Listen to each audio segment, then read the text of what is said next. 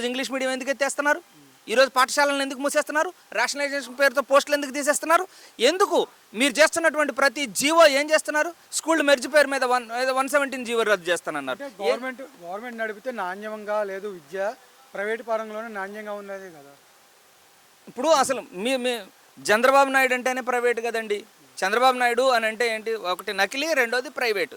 ఆయన ఏది చేసినా కానీ మీరు గమనించారా లేదు, ఆయన గత ప్రభుత్వం అంతా కూడా ఎప్పుడు పాలన చేసినా కానీ ప్రతిదీ యూజర్ ఛార్జీలు పెంచడం కానీ, వైద్య రంగాన్ని మొత్తాన్ని నాశనం చేసేయటం కానీ, విద్యారంగాన్ని మొత్తాన్ని కానీ నారాయణకి చైతన్యకి రాసి చేయటం కానీ, దారాదత్తం చేసేయటం కానీ చేసినటువంటి పరిస్థితులను చూసాం కదా, మనం అనుభవించున్నాం కదా. అటువంటి పరిస్థితులను చూసి కూడా ఈరోజు విద్యారంగానికి మేలు చేసినవాడు ఎవడు అని అంటే నిజంగా గుండె మీద చేసుకున్న ప్రతి పేదవాడు ఈరోజు చెప్పగలుగుతాడు.